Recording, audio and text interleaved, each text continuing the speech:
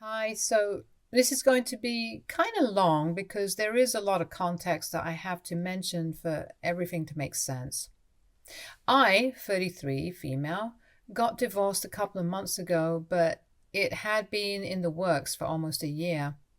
I met my ex husband, James, through friends when I was 25, and after dating for 2 years, we decided to move in together and get married. His family was a little conservative and traditional and did not approve of live in relationships, so we had to get married if we wanted to stay together, and I really liked James. So I didn't see a problem marrying him. My parents were also on board with that decision, and so we got married. Within a year of living together, I found out that I was pregnant and we were overjoyed. It felt like our family was really coming together and everything was kind of falling into place. But unfortunately, when I announced that I was pregnant, my in laws started pressuring me to quit my job and focus on being a mother.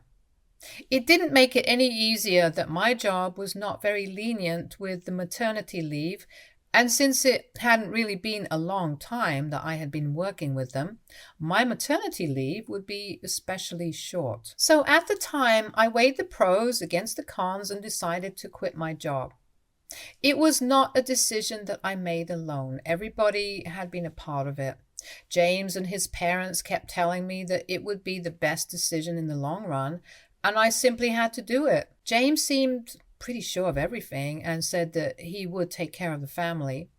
I didn't have to worry about the money. He would bring enough home, and all that I had to think about was raising our kid.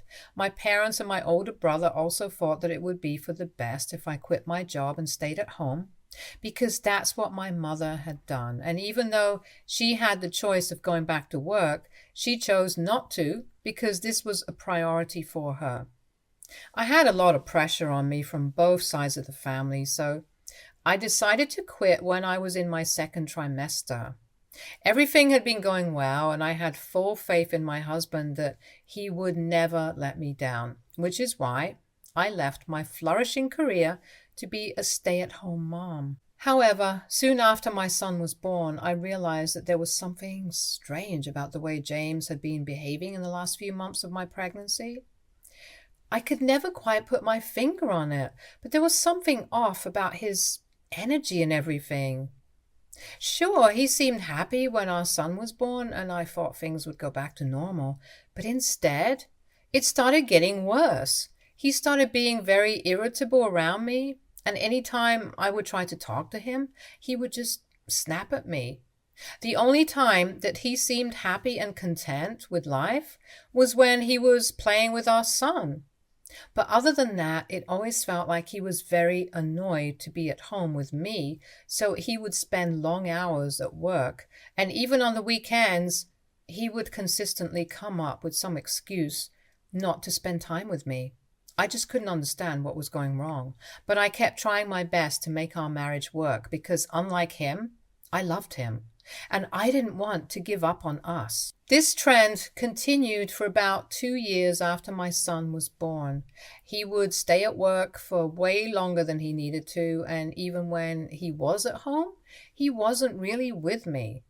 I couldn't exactly complain about it because every time I would try to talk to him about it, he would just tell me that he was really tired from work and it was not an easy task for him to be the sole breadwinner for the household. And that was really insulting for me because it wasn't as though I was not capable of bringing home money for myself, but I had to rely on him because he had promised me that he would make it easy on me. And a couple of times I even asked him if he would prefer for me to go back to work. So then we could split all the expenses and he wouldn't have to take so much pressure. But he said that it was an insult to him and his capabilities. Besides, my in-laws would never approve of it, and we would be in for a really hard time with them if I went back to work. So I continued to stay at home and raise my son, which is pretty much the only thing that brought me joy, because James had changed, and he was no longer the man that I had married. It was only about a year ago that I found out that James had actually been having an affair with one of his co-workers. It had been majorly difficult for me to find out about because honestly, I had been kind of suspicious about it for a long time. I had even snooped through his phone and laptop a couple of times when he was asleep, but I found nothing. I knew all his passwords because he wrote them down in his notepad, but even that didn't help. It almost felt like he had nothing to hide. And I felt like an idiot for even being suspicious of him. I even went through his belongings to look for a burner phone or whatever, but I again found nothing. At one point, I had actually started to believe that maybe I was just being paranoid and insecure, but the universe had my back, and the proof of his cheating was something that I saw for myself. James and I were throwing our son a pretty grand birthday party about a year ago, and he had invited the co-worker he had been cheating on me with. She was a single mother with a son around my son's age, so I didn't find it strange that he had invited her. He had also told me that she was a really close friend of his, so I didn't find it unnecessary at all. After my son had cut his birthday cake, I decided to go to the upstairs bedroom because I wanted to change into something more comfortable for the party. But when I walked into my bedroom, I realized that my husband was already in there, and so was his co-worker, on his lap. They were full on making out when I walked in on them, and it took me a couple of minutes to even process what I was witnessing.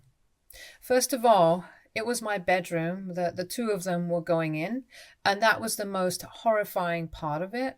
And secondly, they didn't even break apart when they heard the door opening, so I had to walk all the way over to them and make my presence felt for them to snap out of it. I'm pretty sure that they thought that it would be fun to make out in my bedroom, in my house, just for the thrill of it, but they probably didn't count on me having a complete breakdown over it. I'm not proud of it, but knowing that what I had been suspecting for so long was actually true made something snap inside of me. I grabbed the co-worker by her hair and started dragging her outside the room, and I was unstoppable from what I was told. James is considerably stronger than me, but he couldn't stop me, and I don't even remember most of it because I think I had a rage blackout. I dragged her downstairs with me, with James right behind me, and pushed her into the middle of the room while everyone was there. I don't remember most of the things that I said, but apparently I called her a bunch of derogatory names and told everybody what she and James had been getting up to in my bedroom. I didn't even care that my son was right there, and so were a bunch of his friends. Now that I look back on it, it's extremely embarrassing and inappropriate, but at the time, that didn't even occur to me, and I was just screaming at the top of my lungs. My parents, my brother, and my in-laws were also present there, and I think it was my father who finally calmed me down and took me back to my room. Once I was inside my room, I completely broke down and started crying. I was sobbing uncontrollably, but instead of staying with me and comforting me, my dad locked me inside my room and went back out. I guess I should have known instantly that my parents didn't care about me. I had always known that they cared more about appearances than being real, but that was just insane. Nobody came to check up on me for the next couple of hours, and even after I had calmed down considerably, I had no idea what was going on outside. I didn't even have my phone, so I couldn't even ask anyone. It was only after midnight that I was escorted out of the room by my brother, who didn't even ask me how I was doing. They probably would have made me stay in the room for longer if I hadn't started banging on it like a crazy person. When I came out, I asked my brother what had happened after I had been locked in, and he told me that pretty much everyone cleared out after my breakdown. He also said that James had left with his parents and my son and the only people in the house at the time for me, my parents and him, and he had let me out of the room so we could discuss what we were going to do about this now. But my family's idea of a discussion meant telling me that I had to apologize to all my guests for the way that I had behaved at the party. And not just that, but I also had to apologize to my in-laws and James for what I did. They told me that he had found it extremely difficult to convince his co-worker not to press charges against me because what I had done was an act of physical violence against her. So now I owed it to him to talk about this and work things through instead of making this a big deal. I freaked out at them and told them to get out of my house because I was not going to allow them to stand under my roof and tell me that I had to apologize to my cheating husband. I got into a huge fight with my family because they were telling me that I owed it to him to make things right and give this marriage a second shot, or else they would cut ties with me. So I told them to go ahead because I had reached a point where I couldn't care less about what anybody else thought of me. I was going to file for divorce and get out of this mess, and I didn't need anybody's permission for it. So I contacted the lawyer the very next day and filed for divorce within a week of the incident. James was served soon after, and he actually had the audacity to be disappointed and shocked. He came back home the day that he was served with the divorce papers and demanded an explanation. I told him that there was no way that I was going to take him back after what he had done and the way he had insulted me. We got into a nasty verbal argument where I said a lot of things to him and called him a lot of names, and he ended up promising me that I would never be able to see my son again. But I didn't realize that he would actually ensure that he lived up to his word. Then the legal battle began. The divorce proceedings were easier and simpler compared to the custody battle, since we had very few joint assets to speak of. The house belonged to me, and there was no question about it because I had purchased it with my own money. Everything else was going to be sold, and the cost would be split between the two of us.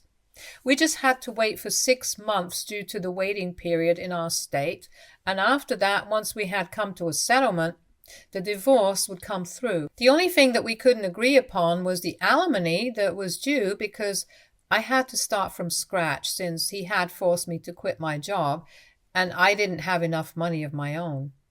He thought that I shouldn't get any alimony at all, but of course that was not possible, since he had told me that he was going to help me and make sure that I never felt the need to work.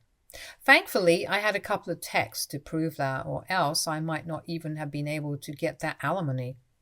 The divorce process was emotionally easier for me to deal with because in my head I had already disconnected from James.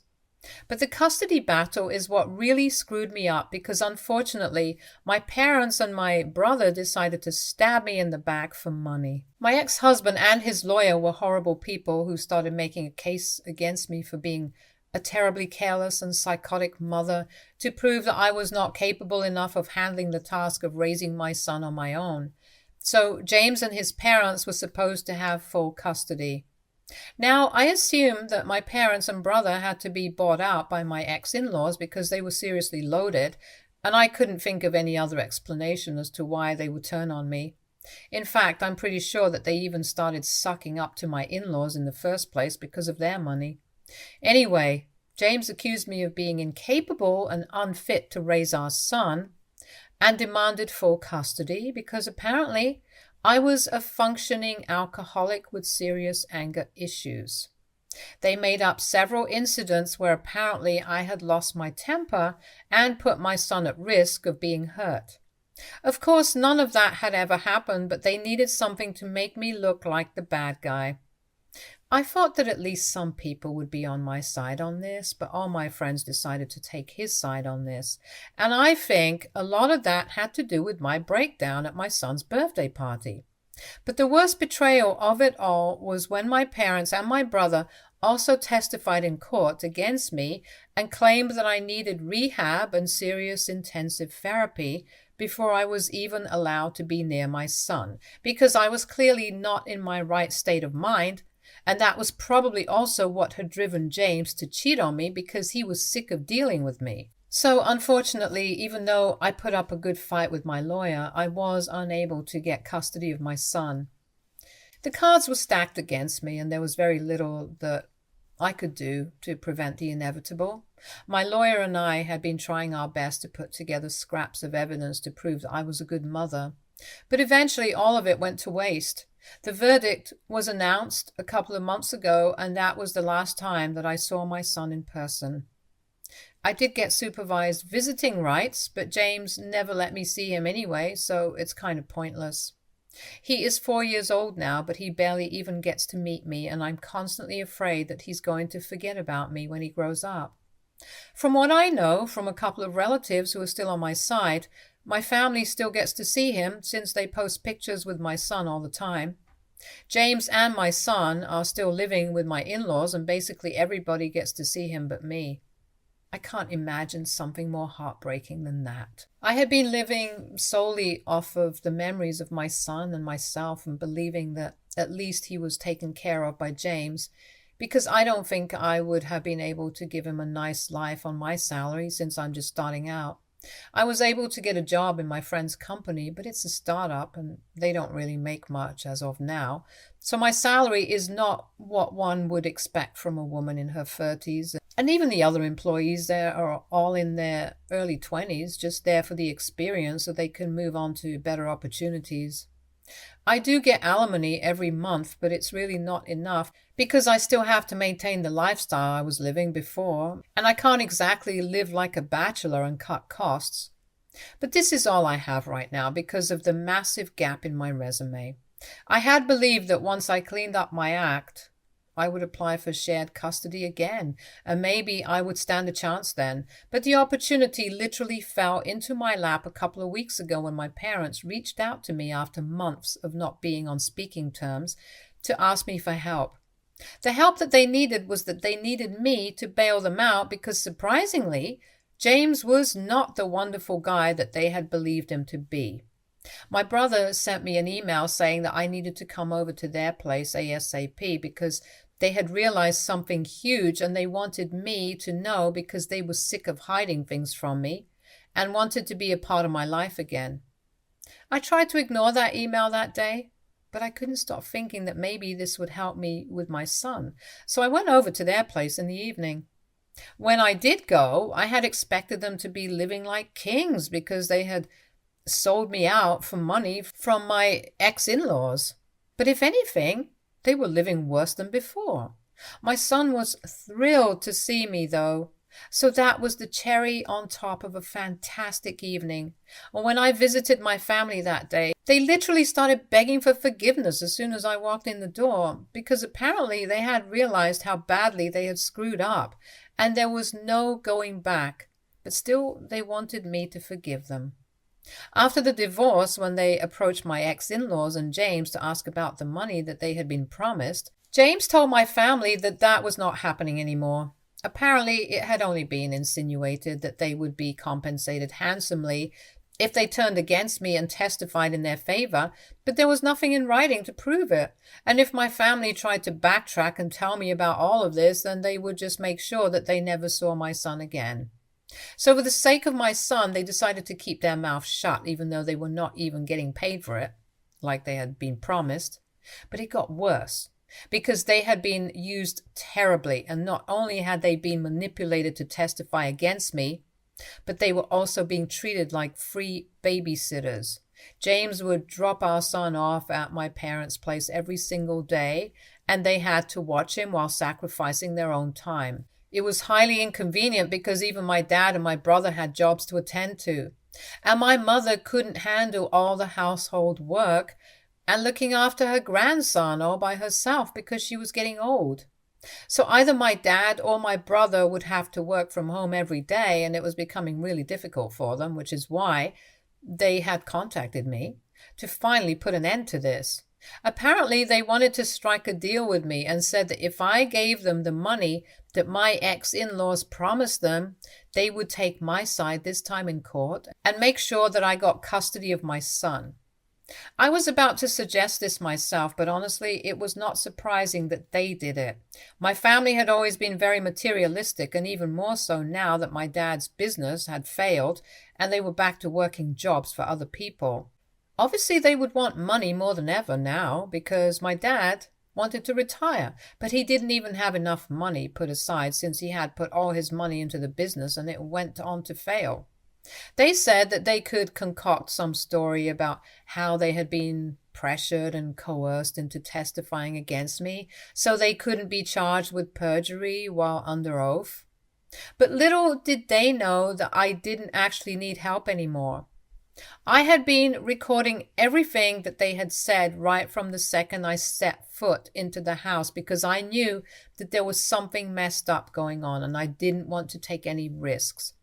So I had everything on record anyway, but nevertheless, I told my family to send me the screenshots, if they had any, to prove that they had been used and lied to. And then I told him that I would help them out and then left. I had already seen my son and I had more than enough proof to file for custody again.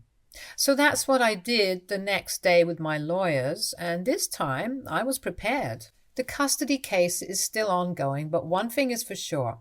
I'll be able to prove that none of the things that James had accused me of had been true, and my family had been lying about everything all along. I've already played the recording, and that has swayed things in my favor considerably. James and his lawyer are literally scrambling for evidence in their favor, and I am taking it all in and enjoying the show because this is what they had put me through last time, and now I get to do it to them. It's karma at its finest, and I couldn't be happier about it. The only thing that's been less than ideal, they have been claiming that I have also used them just like James did, and that I had no right to record them without their consent and use it against them. But in my state, it's completely okay and admissible in court, so I didn't understand what they were referring to until they told me that I had betrayed their trust by recording them. These are bold words from people who betrayed my trust first by taking my ex-husband's side in the custody case. They believed that what I did was wrong because what they had done was out of necessity. They needed the money, but I didn't need to screw them over and put them at risk of perjury because they had already agreed to help me out and testify against James and his family, so I didn't have to go behind their backs. They've been texting me relentlessly, and it's getting harder for me to ignore. So aita for going behind my family's back and putting them at risk of being charged with perjury? Update 1. Hello everyone. The custody case is still ongoing, and James and his lawyer are trying their very hardest to prove that they have been telling the truth because, of course, they might be facing charges and that's a felony, so they might get jail time. But that's really not my concern right now, and it shouldn't have been at any point. I don't even know why I was getting worried about my parents when they clearly didn't worry about me when it was my turn. So it's really just tit for tat right now. The comment section opened my eyes to how my parents were extremely entitled. But anyway, I have cut ties with them. All of them can go where they want to. I want my son to be all right and with me. I have waited long enough for this, and I'm not going to let my family and their constant victimization of themselves. If they can sell me out for money, I don't think it's necessary for me to show any loyalty towards them. I'm done now. Update 2. So the good news is that I finally got custody of my son. I don't think I've ever felt so happy in my entire life. The other good news is that my in-laws, James, and my family were charged with perjury, and yes, they might go to jail for it. I bet they're regretting everything now, but I don't care about any of it because I got what I wanted. I got my son back, and that's all I had ever asked for. From what I know, James is still trying to fight it and stay out of jail, but I don't think it's going to work. I've already filed for a restraining order against all of them because I've been receiving very threatening text messages, and I am 100% sure that it has to be from these people. Because nobody else would want to harm me unless it's them. Things have been really busy and hectic for the past couple of weeks, but I'm learning to slow down now. I desperately want to spend more time with my son, so I have decided I'm going to cut my work hours shorter. I've also thought about selling the house and moving to a smaller apartment so I can save more money. I still have a lot of work to do. Rebuilding my relationship with my son is not going to be an easy task because even though he is happy to be with me, he still asks about his dad and his grandparents. I don't know what to tell him. He has told me a couple of things about them, like how he had been living with his grandparents for the most part, and his dad and my in-laws were only there for him for part of the day. Whenever I ask him about how it was living with his grandparents, he makes a face and says that it was not that great because everyone would constantly be fighting. And I can totally see that. It sounds like They really gave him a rough time. And just because they didn't want to take up his responsibility. I can't imagine why they would treat a child like that. But I couldn't put it past these people. They are most definitely capable of even making a little boy feel bad about himself. But anyway, I don't have to worry about that because now he is with me. Update 3. Hi everyone. So I can't believe I'm back here after almost 5 years. It feels kind of unreal how different my life is right now. 5 years is a really long time and so much has changed. The first being how much older my son is.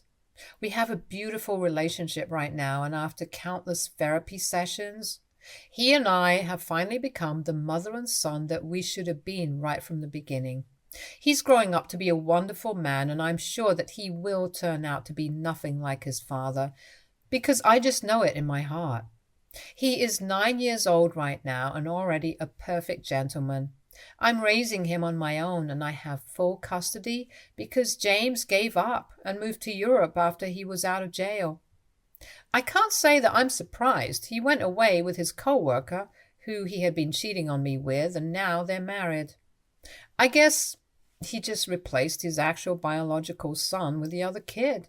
It's horrifying, but that's the kind of person that he is. As for my parents and my brother, they were out of jail after 6 months for good behavior. We have not kept in touch, and they did not try to reach out to me after they were out, which I'm grateful for because I don't think I would have had anything to say to them anyway. I don't have any news about my in-laws. I haven't heard about them or from them for years, and it's for the best, I think. I'm living my life now. I have a stable job and steady income, by God's grace. I'm still working at the company that I started out with my friend's business, and it's doing pretty great. So, life turned out well for me and my son, and it's more than what I could have asked for. I'm truly grateful for everything.